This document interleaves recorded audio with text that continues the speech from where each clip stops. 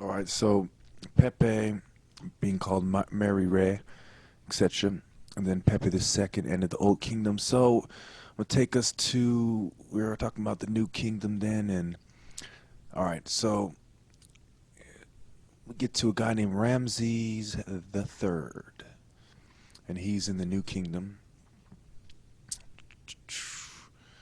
And what basically happens is this guy he repulses the Libyans' attacks, and also people that they call the Sea Peoples, which probably refers to Greeks and Persians and other pirates in the seas at that time. Probably came in all shades and all countries. And so anyway, he com- he accuses a queen that he marries of conspiring to use magic to kill him, and she gets convicted. And then several of his sons will come into power: Ramses the Fourth, Ramses the Sixth, Ramses the Eighth, and these guys will not be too good rulers. They do pretty horrible job ruling, matter of fact.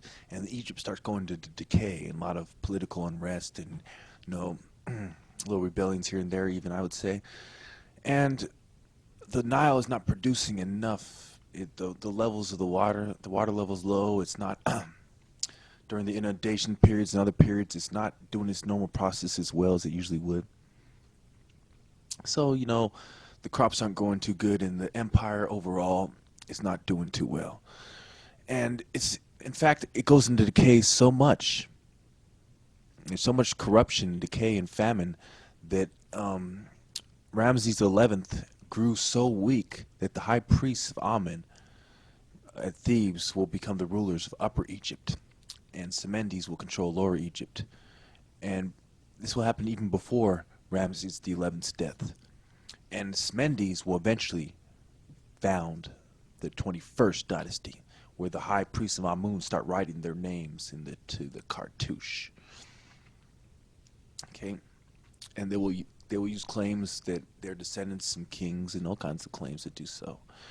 So we go to the 21st dynasty and on to the 22nd, when the Libyan foreign kings truly get a stronghold here. And Shoshanek the First, probably the biblical Shishak. He marries royal women. He's a military man, And a lot of these guys, they're military men. That's how they get into power during this kind of period where you have these foreign guys trying to lay claim when they have no blood, no root claim. So now we have the Libyans setting up shop there, and they're all over. They're in the Delta, and they have a kind of a Delta rule. They're ruling from the Delta a lot, and they're kind of a weak dynasty in the all the way to the 23rd dynasty. Now these guys are ruling for many years, right? They're ruling from the 22nd dynasty in 943 BC, when Shoshanek the First comes into power, and they're ruling all the way to the 25th dynasty, when the Nubians will come in and stake claim.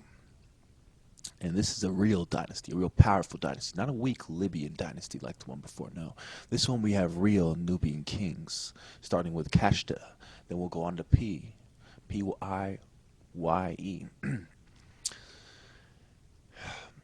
Now, the mistreating of horses, he will note, makes him mad. He says, of the things that grave his heart the most, he says the mistreating of the horses he's found as he went to Egypt, to Upper Egypt, that is what graved his heart the most. Interesting fella. Then we'll go on to Shabaka, who was buried in a pyramid at El Kuru and was succeeded by his nephew Shebiku. Shebiku. Okay. Now, this is the Nubian dynasty. It's probably one of my favorite dynasties, not my favorite dynasty personally, because you cannot deny that these guys are Nubians. These guys are black guys who are running Egypt. The controversy is never about this dynasty. This dynasty is admittedly black. And not that I'm racist, but it goes back to this controversy of what race the Egyptians were, and it constantly is very aggravating to me to have to constantly put up all these videos and constantly, oh, I'm not racist, but they're black. I'm not racist, but they're black. And it sounds like a broken record sometimes, but at least I'm bringing tons and tons of evidence to support this point of view, this truth. Okay, so then we get to Taharqa, right? Taharqa sleeps at the Temple of Amun, marches against Syrians, you know, and the mice eat the weapons of the Syrians at one point, and the Syrians are forced to flee. But then the Syrians will kind of come back, and they'll regroup, you know, as Taharqa goes, tries to follow them down there and lay siege on them. They'll come back and they'll regroup, and then we'll have a 26th dynasty where the Assyrians, the scumbag Assyrians, are in charge. And then with of this dynasty, you know, the first king that's given credit, we'll say, is Tefnach II. Then we'll get Nakabu, and then Nico the First, and then we'll get a bunch of other guys like that, you know. And we'll go 27th is the Persians will take the control from the Assyrians, and we'll get you know, these guys, these Persian guys. If I remember correctly, Camp ISIS is one of them. His name is, you know, it's Cambyses. So it's Camp ISIS. He is an interesting Persian leader. He invades Ethiopia, in fact, and he doesn't succeed. And his men are kind of get lost over there, and 1 in 10 of them are eaten. They're cannibals, the Persians. They have to cannibalize their men, and they return back to Egypt. So he kind of fails miserably there. And then Darius the First will come, and he is the ruler of Egypt. And I'm sure you guys remember who this guy is. Okay, and Xerxes the First will come around, and then we'll get Artaxerxes. Then we'll get Darius the Second. Then we'll get Artaxerxes the Second. Then we'll get our 28th dynasty. Now the first king. This dynasty is so weak that we get one king and he doesn't even write his name in his cartouche. That gives you an example of how weak these foreign dynasties are. The people aren't behind them. They miss the true African dynasties. They don't like these foreign invader guys. Okay. Then we get 3 kings of the Macedonian dynasty: Alexander the Great, his half brother, and his son. Okay.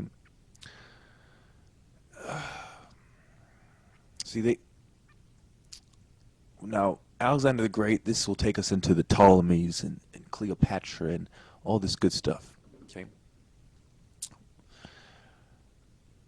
The Macedonian dynasty, and it will take us into the Roman dynasty. You know, after all the Ptolemies, we'll get the Ptolemies, then we'll eventually get the Romans. And I think I will, actually, you know what, I'm going to go into a little bit of this right now. Okay. So basically, Alexander the Fourth gets killed with Roxanne, right? And then we get Ptolemy the First, and then Ptolemy the Second, Ptolemy the Third. He builds a temple, you know, and then these temples are very well preserved because during this era, not only they're new, they have new techniques to preserve them. They have, you know, they're the best of many worlds at this point, and many architects left behind from the foreign. You know, many peoples share their wisdom from the empires that were there before, the Libyans and the Syrians, etc. So then we'll get, you know, we get the museum from the 9 muses. That's where we get the word museum. And Ptolemy will have monopolies on things like papyri and the papyrus that exporting. And the great Alexandria Library is competing with another library in Asia Minor, and that forces the Asians to come up with a sheepskin. And this is where we get our modern writing. You know, this kind of thing is where we get the books from and our modern paper from. It's from this kind of competition that takes place when the Ptolemies, they want their Alexandria Library to be greater, so they stop exporting as much papyri. And they take that financial hit just to make their library that much greater, because wisdom is that much more important than money, which is quite profound that these guys understood that very well. And that's why they were able to have a hold of Egypt as long as they did, and to do better than the invaders before them.